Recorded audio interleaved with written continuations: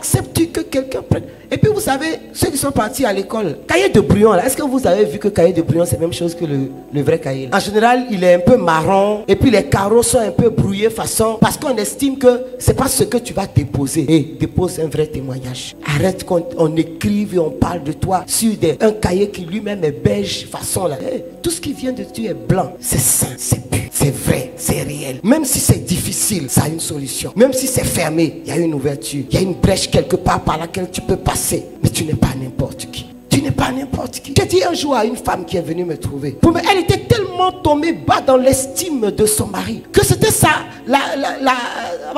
servante qui gérait sa maison et qui gérait ses enfants. C'est la servante à qui on donnait la popote. C'est la servante qui partait avec le mari acheter les habits des enfants. C'est la servante à qui on donnait la scolarité des enfants. C'est la servante qui devait dire à l'épouse ce que le mari doit manger. C'est sa servante qui allait faire le marché. Et sous prétexte que je veux rester une femme mariée, elle est restée dans cette position où Agar a pris la place de Sarah. Et elle vient me trouver un jour en pleurs pour me dire qu'elle en a marre. Parce que même des fois, quand elle fait des palabres avec la servante joue le jeu. Elle attend quand le mari arrive. Elle commence à pleurer. Genre la femme l'a trop maltraitée. Et le mari s'enflamme. Je parle à quelqu'un ce soir. Le mari s'enflamme. Il commence à engueuler sa femme. Je vois aujourd'hui des couples où ce sont les maris même qui vont chercher les servantes. Parce que c'est lui qui doit chercher les servantes.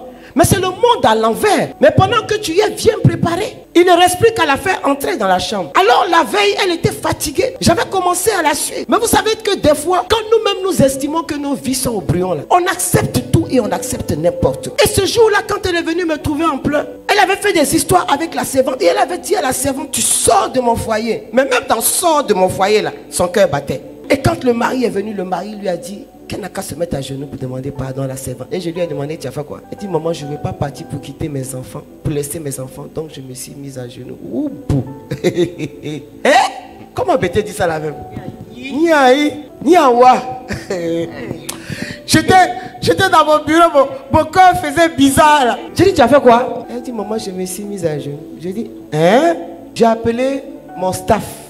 Bien aimé, bientôt, on va rentrer dans un temps worship où je vais prendre des cas par cas. J'ai appelé mon staff. J'ai dit, asseyez-vous. Elles se sont assises. Je leur ai fait un bref résumé. Parce que les situations, on ne va pas faire de longs résumés. Il faut aller à l'essentiel. Parce que tu perds le temps. On l'a prise, on l'a envoyée au laboratoire. Satan même, il a senti. Il nous a senti. Et Satan, et tous ceux qui ont collaboré avec Satan, ils nous ont senti. Je lui ai dit, tu rentres chez toi. Quand tu arrives devant la porte de ta maison, tu prends autorité sur la porte de ta maison. Tu ne rentres plus jamais comme la servante. Tu ne rentres plus jamais comme celle qui est bafouée. Tu ne rentres plus jamais comme celle qui n'a pas de parole. Tu rentres comme épouse d'eux. Elle dit, maman, j'ai compris. J'ai dit, si tu reviens encore m'expliquer une histoire de ce genre, c'est moi qui vais prier contre toi. Puisque tu veux légaliser la servante, je vais t'aider à la légaliser. Quand elle est partie, je lui ai donné une petite prière. Ça a duré une semaine. La servante a disparu avec ses bagages. Parce que la prière que je lui ai donnée, elle met le feu, moi-même je mets le feu. Mon staff met le feu. Ne crie pas ta vie au brouillon. Je vois des personnes qui acceptent de coucher avec leur patron parce qu'on veut garder un poste. Qu'est-ce qui se passe? Qu'est-ce qui se passe? Ne vois-tu pas la belle personne que tu es pour Dieu? Ne vois-tu pas le beau projet de Dieu? Et dès que tu as fait ça, le diable a eu accès à ta vie. Le diable a eu accès à ta destinée. Le diable a permis à ces petits là, comment on appelle les petits soldats là, comment on appelle la croix, c'est ça? Il y a un petit nom là dans l'armée. Vous parlez des petits paliers de l'armée. C'est-à-dire, le diable a permis à ces petits là, c'est-à-dire ceux qui sont insignifiants là, de jouer avec toi comme une balle de ping-pong.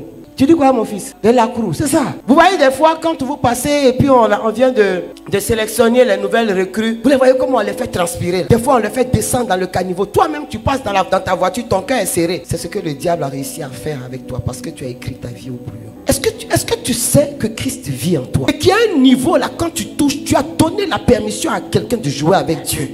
Tu as donné la permission à quelqu'un de blasphémer le nom de Dieu.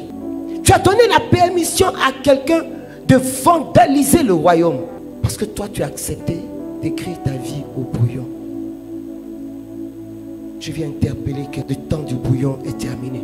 dans le livre d'Esther au chapitre, la Bible dit ceci, que la première épouse du roi s'appelait Vashti. Mais Vashti avait écrit sa vie au brouillon parce que, mais n'avait pas saisi les enjeux de la royauté, les enjeux de la position qu'elle occupait. Et le roi était tellement fier de la femme qu'il avait.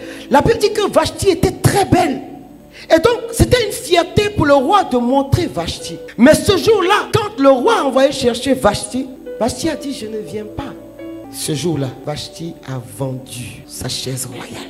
Et vous savez, quand tu vends ta vie au brouillon, il y a des supporters du diable. Ils viennent pour aggraver. Alors les notables du roi lui ont dit, mais tu vas laisser Vashti te faire un affront. Tu vas la laisser te parler mal. Mais il y avait des notables à côté du roi. Mais il y avait aussi ces personnes qui étaient à côté de Vashti qui disaient certainement à Vashti, mais toi tu n'es pas là pour qu'on aille te montrer aux gens. Eh, bien aimé, si tu as accepté d'être reine, c'est pour être montré aux gens. Je parle à quelqu'un. Si tu as accepté d'être berger, il faut savoir que dans ton dos là, tu vas recevoir des coups. Vashti a dit, elle ne vient pas. Le résultat, c'est quoi? Le roi l'a renvoyé, mais le renvoi de Vashti a fait rentrer Esther. Mais Esther n'a pas écrit sa vie au brouillon.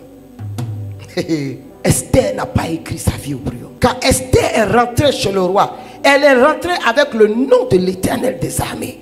Elle est rentrée avec ses valeurs en Dieu.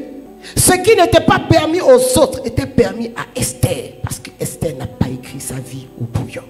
Esther est entrée par la grande porte. Et tous ceux qui se sont levés contre Esther sont tombés. Parce qu'elle avait compris. Elle qui avait été orpheline, qui avait été éduquée par son oncle, qui n'avait peut-être pas eu droit à un certain nombre de privilèges, que toute sa vie et son histoire se jouaient là. Bien aimé, des fois Dieu ouvre une porte.